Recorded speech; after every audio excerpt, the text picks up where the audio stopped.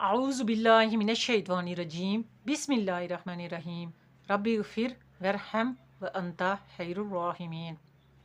آج میں آپ کو جنت اور دوزخ کے حالات کے بارے میں بتاؤں گی کہ جنت کس طرح کی ہوگی، جنت میں کیا ہوگا، اور دوزخ کس طرح کی ہوگی، دوزخ میں کیا ہوگا، اور جنت کو پانے کے لیے اور دوزخ سے اپنے آپ کو بچانے کے لیے کیا کرنا چاہیے، جنت اور دوزخ کے حالات۔ حقیقت یہ ہے کہ جنت اور دوزخ کے آلات صرف زبانوں تک ہی محدود ہو کر رہ گئے ہیں اور یقین کے درجہ میں نہیں رہے، ورنہ بڑے گناہ کرنا تو درکنار، لوگ چھوٹے گناہوں سے بچ کر ہیں، ان کے پاس جانے کا تصور بھی نہ کریں۔ حضرت علی کرم اللہ وجہ فرماتے تھے کہ اگر جنت اور دوزخ میرے سامنے رکھ دیے جائیں تو میرے یقین میں ذرا سا بھی اضافہ نہ ہوگا، یعنی میرا ایمان بالغیب اس قدر مضبوط ہے کہ آنکھوں سے دیکھ کر بھی اتنا ہی یقین ہو سکتا ہے جتنا بغیر دیکھے ہے۔ جن کو دوزخ کے حالات کی خبر ہو وہ گناہ کیا کرتے، اس دنیا میں نہ ہنستے نہ خوشی مناتے۔ ترغیب و ترہیب میں ایک روایت نقل کی ہے کہ رسول خدا صلی اللہ تعالی علیہ وسلم نے حضرت جبرائیل علیہ السلام سے دریافت فرمایا کہ کیا بات ہے، میں نے میکائیل علیہ السلام کو ہنستے ہوئے نہیں دیکھا۔ عرض کیا، جب سے دوزخ کی پیدائش ہوئی ہے میکائیل علیہ السلام نہیں ہنسے۔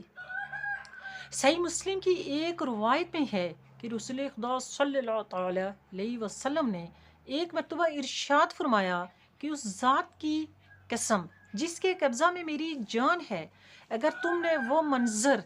دیکھا ہوتا جو میں نے دیکھا ہے تو تم ضرور کم ہنستے اور زیادہ روتے۔ صحابہ کرام رضی اللہ تعالیٰ عنہ نے عرض کیا، آپ نے کیا دیکھا؟ حضور پاک صلی اللہ علیہ وآلہ وسلم نے ارشاد فرمایا، میں نے جنت اور دوزخ کو دیکھا ہے۔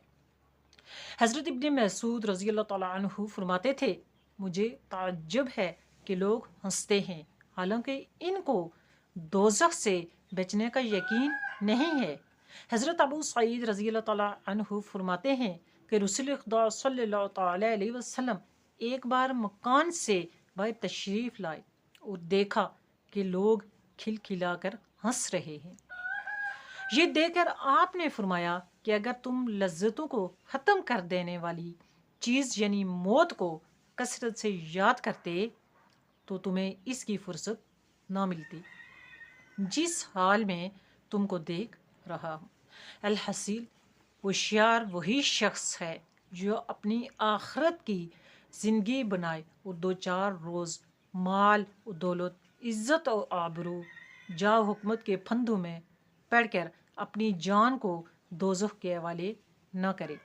جب عذاب میں مبتلا ہوگا تو پچھتانے اور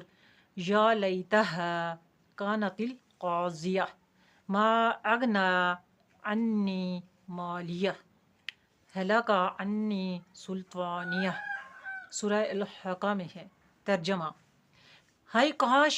وہ موت یہ ختم کر دیتی، میرے کام کچھ نہ آیا، میرا مال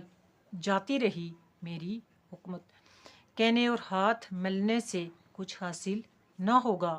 جنت جیسی آرام کی جگہ کی طلب سے لاپرواہی اور دوزخ جیسے بے مثل دارالعذاب سے بچنے کی فکر سے غفلت بے عقلوں کا ہی کام ہو سکتا ہے کہ رسول خدا صلی اللہ علیہ وآلہ وسلم نے فرمایا ہے کہ جنت کو طلب کرو جتنا تم سے ہو سکے اور دوزخ سے بھاگو جتنا تم سے ہو سکے۔ دیکھیں، اس کے اندر جو میں نے آپ کو بتایا ہے جنت کے حالات، دوزخ کے حالات، تو دیکھیں کہ جنت کو پانے کے لیے انسان کو محنت کرنی چاہیے اور فرما برداری کرنی چاہیے، اپنے اللہ کی نبی کی سنت پر چلنا چاہیے، اللہ کے بتائے ہوئے احکام پر عمل کرنا چاہیے، اور دوزخ جیسے جس میں ہمیشہ رہنے والے عذاب ہوں گے ان عذابوں سے کبھی جان نہ چھوٹے گی۔ انسان موت مانگے گا لیکن اس کو موت نہیں آئے گی، کیونکہ انسان کی موت کے اوپر موت بھی ختم ہو جاتی ہے، جب انسان ایک بار مر جاتا ہے، اس کی موت ہو جاتی ہے، تو دوبارہ اس کی موت نہیں ہوتی۔ اور جو ہمیشہ رہنے والی زندگی ہے وہ تو یہی زندگی ہے جو موت کے بعد کی زندگی شروع ہوتی ہے۔ ہمیشہ رہنے والی وہی زندگی ہے۔ جو جنتی ہوں گے ان کے تو عیش و آرام ہوں گے، وہ مزے سے رہ رہے ہوں گے، اور وہ تختوں پر بیٹھے ہوں گے، تختوں کے نیچے نہریں چل رہی ہوں گی۔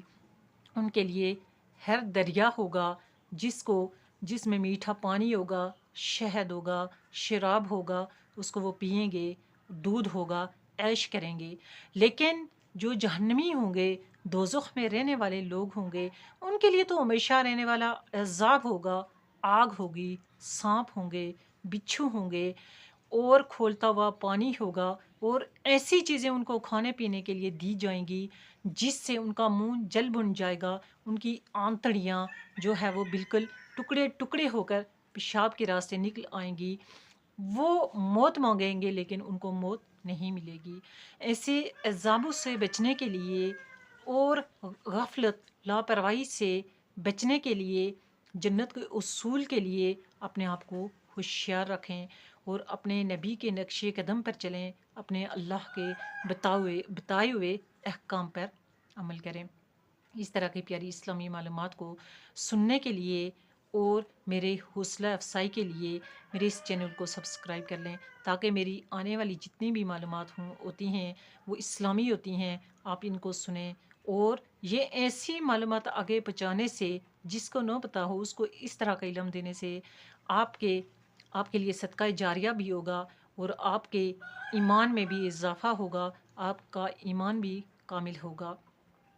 میری اس چینل کو سبسکرائب کر لیں